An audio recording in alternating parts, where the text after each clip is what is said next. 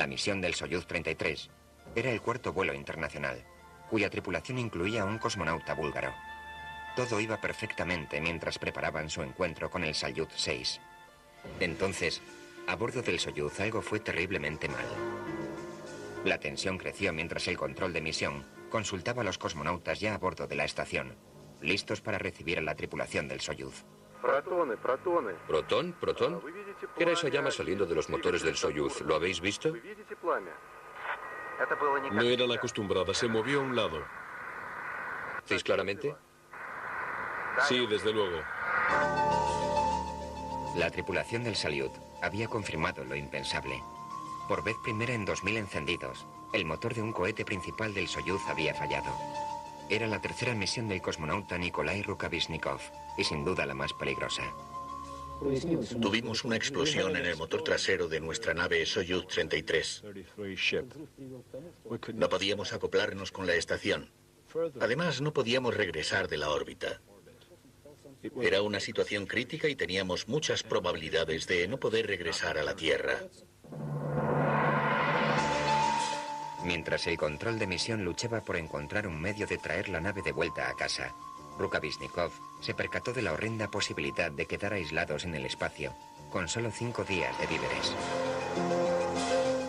La tripulación tendría que usar su motor de reserva para un aterrizaje de emergencia. Podían saber si funcionaría sin intentarlo.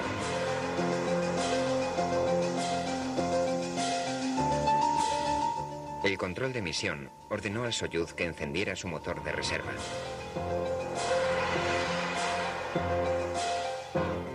Nadie tenía que decir a la tripulación qué ocurriría si no funcionaba a plena capacidad. Los cosmonautas ya visualizaban esa terrible hipótesis. Si el motor funcionaba en menos de 90 segundos, el Soyuz 33 se convertiría en un satélite con vida durante 5 días, para luego convertirse en un simple satélite, lleno de cadáveres.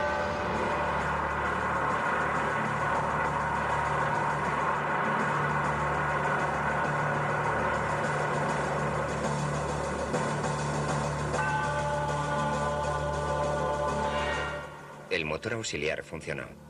Eso significaba que regresarían a la Tierra siguiendo una empinada trayectoria y soportando una penosa fuerza de gravedad 10. Pero regresarían vivos.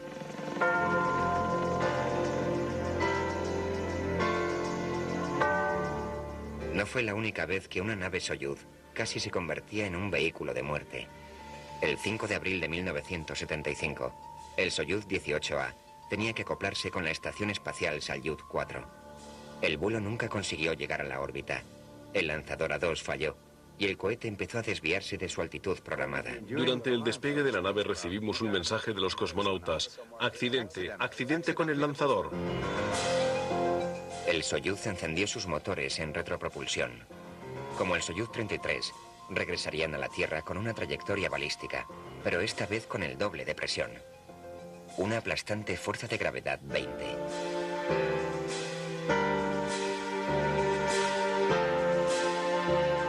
El cosmonauta Vasily Lazarev sobrevivió a la tremenda prueba. Nos entrenábamos con fuerzas de gravedad 10 en el centrífugo. Pero esto fueron 20,6. Fue muy duro soportarlo. Todo flotaba, todo crujía. Los huesos y la nave. La fuerza de gravedad no sería su único obstáculo para sobrevivir. El Soyuz aterrizó en la oscuridad en la profunda nieve de las montañas Altai. Los cosmonautas tomaron una sabia decisión. Antes del aterrizaje, sin saber dónde íbamos a aterrizar, tomé la decisión de soltar solo una de las líneas que sostienen el paracaídas. Y esto nos salvó, porque aterrizamos en el bosque y nos enredamos en los árboles. Pero estábamos al borde de un acantilado. Si hubiese disparado las 2 líneas, nos habríamos el acantilado.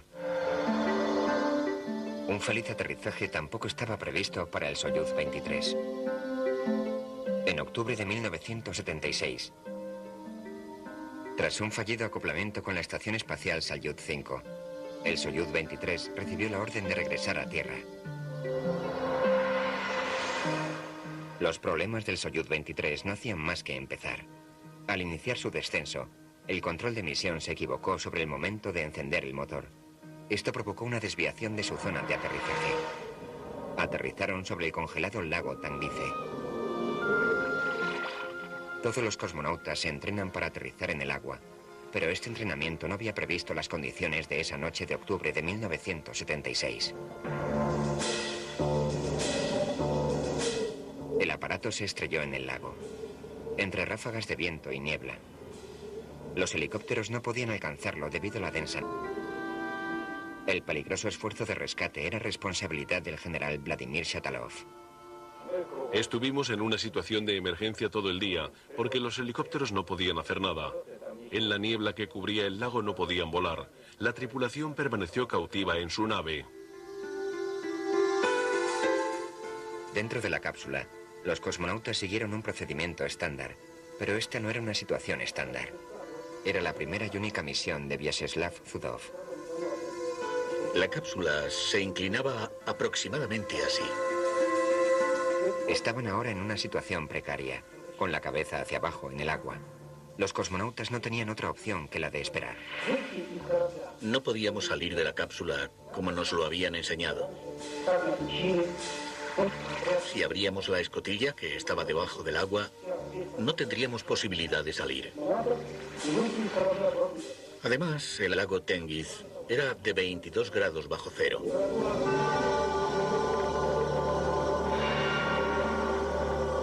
Ahora los cosmonautas se enfrentaban a un verdadero peligro. Con la cápsula boca abajo, la válvula que les conectaba con la atmósfera exterior estaba sumergida. No podían obtener aire fresco.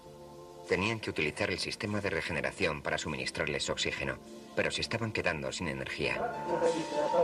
Si permanecíamos en esa situación, en los trajes espaciales sin hacer nada, nos congelaríamos. Empezamos a ahorrar electricidad. Apagamos toda la corriente dentro de la cápsula, dejando solamente la baliza y la radio que necesitaríamos. Pero pronto fallaron. Valery Rozhdestvensky temía lo peor mientras los cosmonautas oscilaban dentro y fuera de la realidad. Se podía sentir el CO2 sin necesidad de instrumentos. Se sentía sin más. Cuando estaba a punto la conciencia, entonces encendía la regeneración. Cuando mi mente empezaba a despejarse y el halo azul desaparecía de mis ojos, la volvía a apagar. Y así durante toda la noche. 9 horas después del aterrizaje, los helicópteros pudieron localizar el aparato. Unos hombres rana lo sujetaron con unas boyas de flotación y una línea de arrastre. Como vemos en estas raras fotos del auténtico rescate, el helicóptero no podía levantar la cápsula, pero sí pudo arrastrarla hasta la orilla. Esta vez, la muerte fue vencida por unos estrechos márgenes. Enseguida volvemos con National... Han hecho que ahora la órbita terrestre sea un lugar más acogedor. Los fallos como la colisión y descompresión de la Mir, el 25 de junio de 1997, nos recuerdan que el espacio sigue siendo un lugar peligroso. Cuando el astronauta estadounidense C. Michael Foale sustituyó al astronauta Jerry Linenger a bordo de la NASA, esperaba que ya se habían superado todos los desastres posibles. Linenger había rozado una inminente colisión con una nave de carga y soportado toda una ristra de fallos mecánicos y eléctricos, incluyendo un intenso incendio. El fuego estaba principalmente en esta zona de aquí, con las llamas apuntando en esta dirección. Yo estaba más o menos donde está la cámara, y tenía otro cuerpo delante de mí y estaba pasando el extintor. En ese momento, el otro Soyuz estaba al otro lado, donde está acoplado el Progress ahora. Así que pueden ver que habría sido muy difícil atravesar las llamas para alcanzar uno de los vehículos de rescate. Foale correría peor suerte. El control de misión quería probar un acoplamiento manual con un vehículo de carga Progress. Decidieron intentar el enganche sin el sistema radar. Se achacaría un error humano lo que ha después. Pero al desvelarse los hechos, es evidente que la Mir fue víctima de una mala planificación. La tripulación casi paga estos errores con sus vidas. Los cosmonautas ya habían practicado esta maniobra de acoplamiento manual antes, pero con una nave de carga vacía. Esta era pesada y se acercaba rápidamente. El cosmonauta Vasily Siblyev intentó ralentizar la cápsula con la palanca de freno, pero el Progress seguía acercándose. Desde la portilla, el cosmonauta Alexander Lazutkin veía cómo el Progress se acercaba. Pregunté a los técnicos, ¿cómo ven el lado de la estación? ¿Por radar o por la pantalla? Me contestaron, no hay nada en la pantalla. Por radar, por supuesto. Así que si hubiésemos tenido un radar, no habría habido nada de qué hablar. El Progress se contra la Mir. Toda la estación espacial tembló. La alarma principal empezó a sonar. La colisión había causado un escape de aire. La atmósfera respirable de la Mir estaba siendo succionada hacia el vacío sideral. La rápida reacción de la tripulación permitió salvar la estación seccionando unos cordones eléctricos y sellando la zona dañada.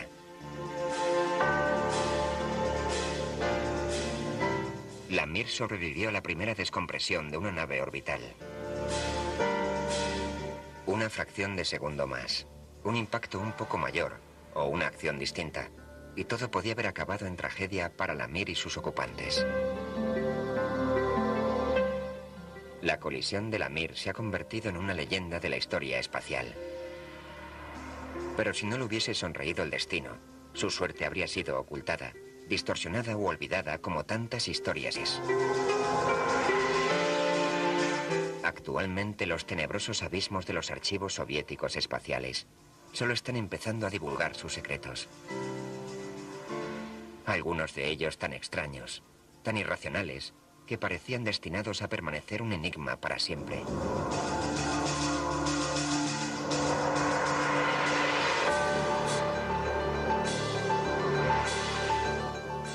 Pero otros nuevos documentos están esclareciendo incógnitas, explicando grandes misterios del espacio y llenando el vacío de una rica, colorida y humana historia.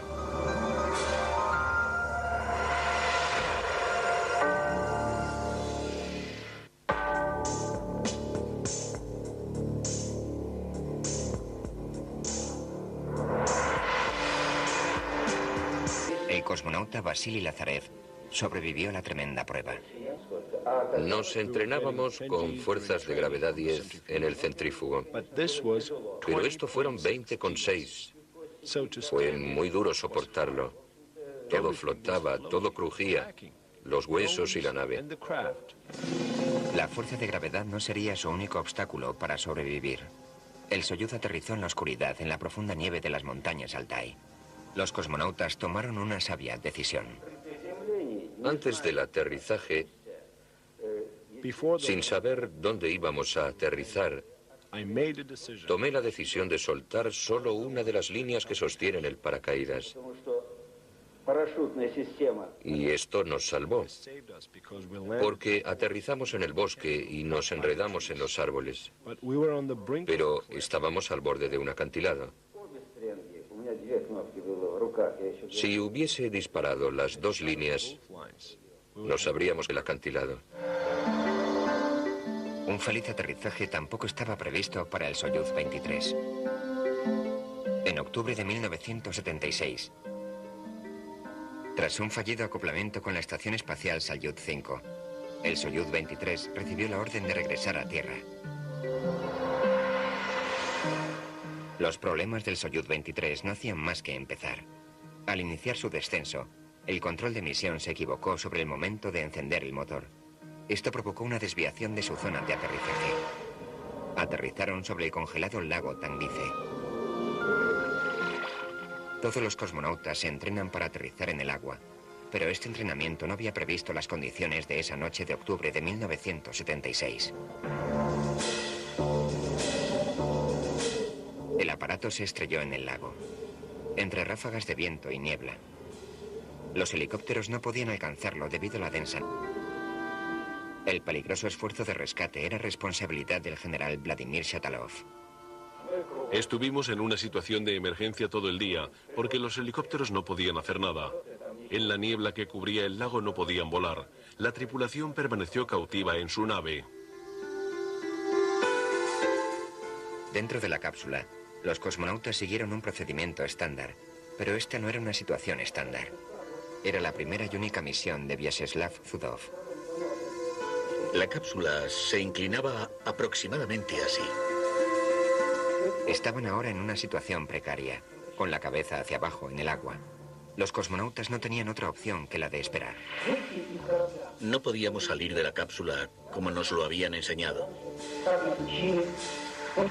Si abríamos la escotilla, que estaba debajo del agua, no tendríamos posibilidad de salir. Sin saber dónde íbamos a aterrizar, tomé la decisión de soltar solo una de las líneas que sostienen el paracaídas.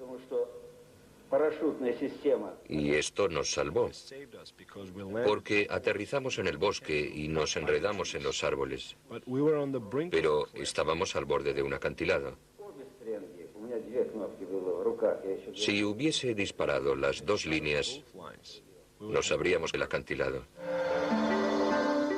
Un feliz aterrizaje tampoco estaba previsto para el Soyuz 23. En octubre de 1976, tras un fallido acoplamiento con la Estación Espacial Salyut 5, el Soyuz 23 recibió la orden de regresar a Tierra. Los problemas del Soyuz 23 no hacían más que empezar. Al iniciar su descenso, el control de misión se equivocó sobre el momento de encender el motor. Esto provocó una desviación de su zona de aterrizaje. Aterrizaron sobre el congelado lago Tangice. Todos los cosmonautas se entrenan para aterrizar en el agua, pero este entrenamiento no había previsto las condiciones de esa noche de octubre de 1976. El aparato se estrelló en el lago, entre ráfagas de viento y niebla. Los helicópteros no podían alcanzarlo debido a la densa. El peligroso esfuerzo de rescate era responsabilidad del general Vladimir Shatalov. Estuvimos en una situación de emergencia todo el día, porque los helicópteros no podían hacer nada. En la niebla que cubría el lago no podían volar. La tripulación permaneció cautiva en su nave. Dentro de la cápsula, los cosmonautas siguieron un procedimiento estándar, pero esta no era una situación estándar. Era la primera y única misión de Vyacheslav Zudov. La cápsula se inclinaba aproximadamente así. Estaban ahora en una situación precaria, con la cabeza hacia abajo en el agua. Los cosmonautas no tenían otra opción que la de esperar. No podíamos salir de la cápsula como nos lo habían enseñado. Si abríamos la escotilla, que estaba debajo del agua, no tendríamos posibilidad de salir. Además, el lago Tengiz era de 22 grados bajo cero.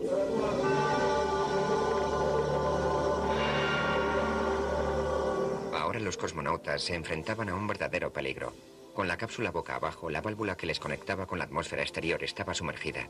No podían obtener aire fresco. Tenían que utilizar el sistema de regeneración para suministrarles oxígeno, pero se estaban quedando sin energía. Si permanecíamos en esa situación, en los trajes espaciales sin hacer nada, nos congelaríamos. No era la acostumbrada, se movió a un lado. ¿Veis claramente? Sí, desde luego. La tripulación del Salyut había confirmado lo impensable. Por vez primera en 2000 encendidos, el motor de un cohete principal del Soyuz había fallado. Era la tercera misión del cosmonauta Nikolai Rukavishnikov, y sin duda la más peligrosa.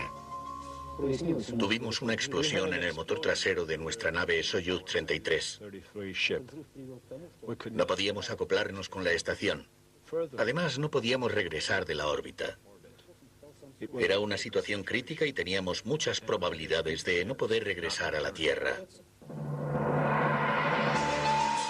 Mientras el control de misión luchaba por encontrar un medio de traer la nave de vuelta a casa, Rukavishnikov se percató de la horrenda posibilidad de quedar aislados en el espacio, con solo 5 días de víveres.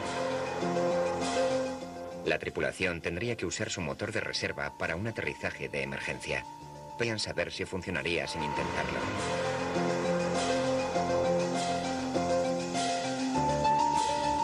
El control de misión ordenó al Soyuz que encendiera su motor de reserva.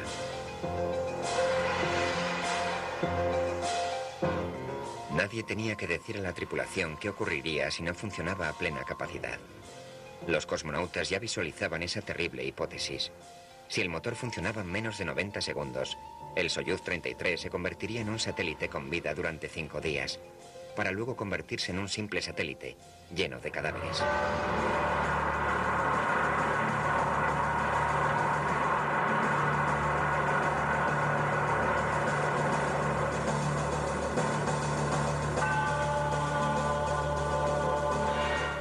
El motor auxiliar funcionó. Eso significaba que regresarían a la Tierra siguiendo una empinada trayectoria y soportando una penosa fuerza de gravedad 10. Pero regresarían vivos.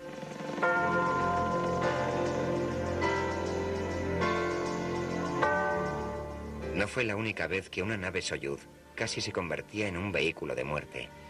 El 5 de abril de 1975, el Soyuz 18A tenía que acoplarse con la estación espacial Salyut 4. El vuelo nunca consiguió llegar a la órbita. El lanzador A2 falló y el cohete empezó a desviarse de su altitud programada. Durante el despegue de la nave recibimos un mensaje de los cosmonautas. Accidente, accidente con el lanzador. El Soyuz encendió sus motores en retropropulsión. Como el Soyuz 33, regresarían a la Tierra con una trayectoria balística, pero esta vez con el doble de presión. Una aplastante fuerza de gravedad 20.